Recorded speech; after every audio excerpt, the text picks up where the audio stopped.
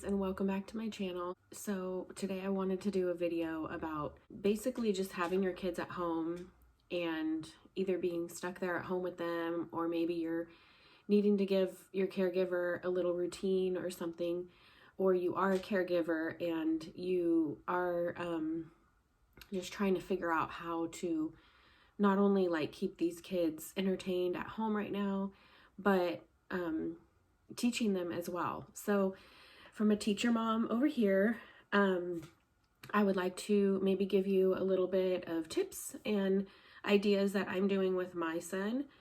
You'll have to you'll have to excuse my what did my husband call it? My sexy Phoebe voice, because I am 39 weeks pregnant tomorrow, and I have had a pretty bad cold for the past week. So I am just trying to get rid of this thing. But I really wanted to make this video because I feel like it could be helpful to many of you guys out there. So I hope you enjoy it. I hope you get a lot out of it. But I hope that it really just like makes you feel a little comforted that you're not the only one feeling overwhelmed right now. Even as a teacher mom, like, I'm feeling overwhelmed. I have a lot going on here at home, almost probably more than I would if I were at work. I have my 2-year-old son. I am pregnant. I have this cold. I'm like uncomfortably pregnant. I have this cold, and my 6-year-old really, you know, my 6-year-old needs me. And so I'm gonna go ahead and get into this video with my tips and just my thoughts and advice to you guys as a teacher mom out there. So if you like this video, please give it a thumbs up. That would help me out a lot. As you know, this is kind of a new channel for me, a new thing, and I'm trying to grow it. And if you like this kind of stuff as well, like teacher mom, like tips and advice and stuff, let me know by hitting the like button and subscribing. Okay, so the first thing I want to mention is I feel it too. Like, I'm feeling super overwhelmed. Like I said, I have a lot going on too, but you are not alone. You don't have to have a lot going on to feel overwhelmed. This is like kind of just like a scary time for some of us right now. And I'm trying to look at the positives, and there are so many positives about it. But I don't want it to make you feel like, oh my gosh, like scared of, you know, being home with my kids, because I've felt that fear as well. Like I'm gonna fail my kids or something. So please don't feel that. So many of the kids were about to go, or if they had maybe already, go on spring break. So first of all, just remember that, like, you don't go home on spring break and say, okay, let's get on a routine to teaching you. Like, we're going to sit down every morning and, you know, spend the same amount of time as you do in a classroom or anything like that. So first of all, just, you know, take a step back, take a deep breath, and understand that they were going to go on spring break anyway at some point. So maybe this first week, the way I've kind of looked at it, especially being sick, because I have not been able to, you know, get on a routine just yet with mine, is just relax, kind of play it out like it's spring break in a way, and gradually bring some stuff into your day. My second thing is, don't feel, whatever age range you have, do not feel like you have to do it all. Do not feel like your first day or your second day or your first week has to be everything. First of all, you don't have 20 to 35 kids in your classroom that you are having to teach, you know, in a whole group or in small groups or one-on-one and meet most of their needs. Your day is not going to have to be a whole day of school, just like regular school would be. So don't worry about that. The second thing that I want to say is just maybe do things gradually. Setting up a routine is good, and I know you're hearing this a lot. Get a routine down, get a routine down. I do believe that. I do, but it takes some time to get a routine and to find out what works for you. So just take time establishing that routine. For example, when my kids get up and we're at home, not on weekdays, but when we're at home, we kind of have our weekend routine, and I'm trying not to do that whole weekend routine, but I'm not like going away from when we wake up. We're relaxed, like we start the day very relaxed. My kids play a little bit with their toys. We might have like a little show on or something, and we just take some time to relax. But eventually, I'm establishing that we're bringing in some educational things to do. So, for example, after that, we're eating breakfast, and I'm trying to bring in just some reading time at that time, or like podcast time. You can bring in like Bible time if that's a good time for you guys. You could there's so many podcasts out there like for Spanish if you want to teach them Spanish while they're eating breakfast or while you're cooking. So there's some ideas like you could put on a podcast.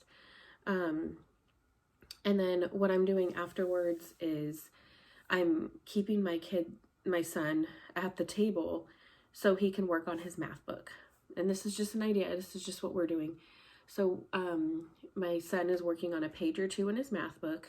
And from there, if I still have some of his attention and I feel like it's pretty strong, I'll get out some math manipulatives, like for example, blocks or something.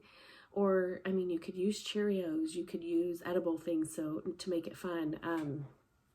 And we just kind of, at his age level, he's 6, we just kind of counted them. I kind of just went with it. I went with seeing what he could do. So just kind of go with where your kid is at in that moment, okay? Meet them where they're at. That's what all of us teachers really want to do on a day-to-day basis anyways. So meet them where they're at, give them some ideas, and don't feel like you have to have that whole, let's say your math manipulative time, like planned out. Just go with the flow. Don't worry about it. Just go with the flow. And you will figure out as your child is working with you and you're working with them, what you should do with them in the next moment. So, after that, my son might get a little restless or whatnot. So take that time and do, free choice or something. Get out, let him play, go outside if you can. Definitely try to get them active. Go Noodle is a really good website that you can go to. Let's see, you can look up a lot of things on, YouTube, like dance videos to where they can dance with them. I used to have my 5th graders do it. My 3rd graders love it. I know my 5th graders really loved it the past couple years. Just kind of getting them active and making sure that they're moving their bodies, because that helps their brain as well. So the next thing that I am doing with my son is we are trying to do some typing.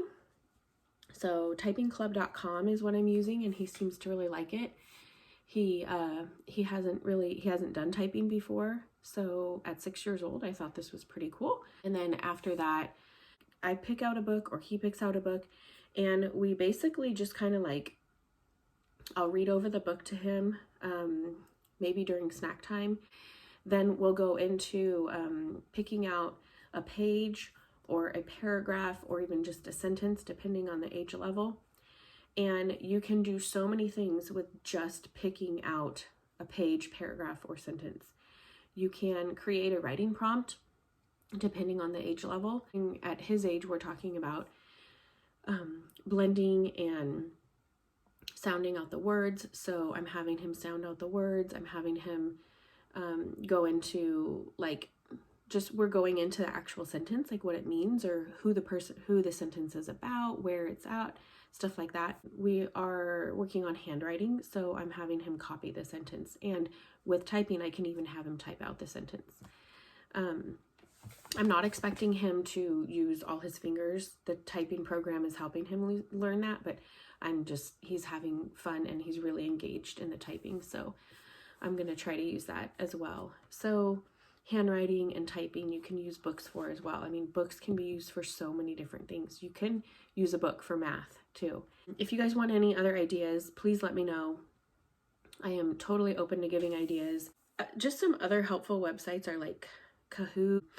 Khan Academy is huge. That's what I'm giving my students, but my son is able to use the Khan Academy Kids app at his age level, and I'm letting him spend a half hour to an hour on that, because it brings in math, it brings in language, it brings in reading. You might have to have some like a subscription for, but I know there are some free resources. Is Ed Helper. I like Ed Helper because it gives the kids some packets of review style work, and you can definitely adjust the packets, or not, like only give so much of it. But I just, it's like, it's built to be like fun but educational, so I like that too. After language, it's pretty much kind of like been lunchish time, and we have lunch, and he gets, free choice, he gets to relax, he gets to play. And after that, if we have the energy, we will do some kind of practical life, or like arts and crafts. So arts and crafts doesn't have to be as intimidating as it sounds. I am not a huge arts and craft person. I wish I was. I wish I could just find all the materials and have them all the time, but I'm not that type of person. So I understand you if you are not either. Pinterest something or Google something. I mean, you can just make up something if you want. And then practical life, if you're wondering what that is, for me, it's basically like, it's teaching your children how to live as part of life. So this is a great time, you guys. It's a great time to teach your kids how to take care of themselves and their homes. We're stuck in our home. We might as well learn how to take care of it, right? So having a list of things that you want to get done around the house, and I know they might not be doing these things up to your like standards or the way you want them to be, but they're learning, and eventually they will. And it could just be helpful anyways. And just not just picking up toys though. So you can teach them how to organize. You can teach them how to, like today might be taking out the garbage. Something as simple as that. You can teach them how to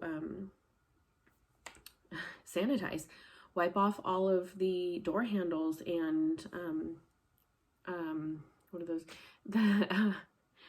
What are they called?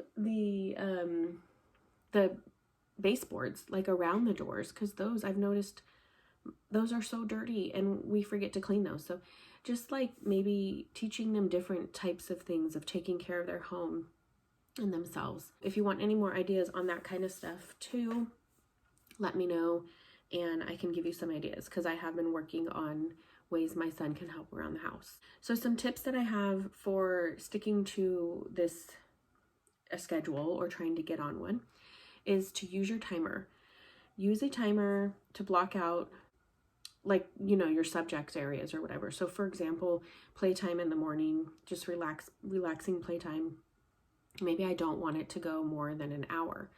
So when you get up, set your timer for an hour, let them know that you're setting it for an hour.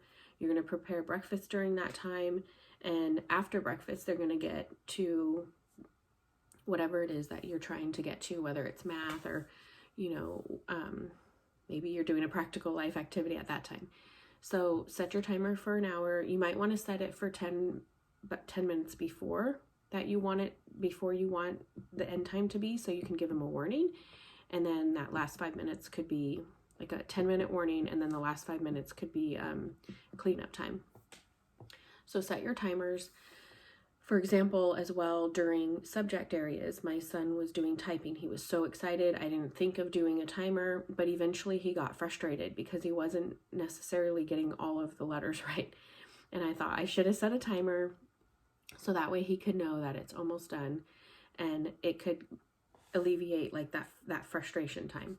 Don't worry if you forget, just set it, okay, it seems like we've been doing this for about 20 minutes. I'm going to set it for 10 more minutes.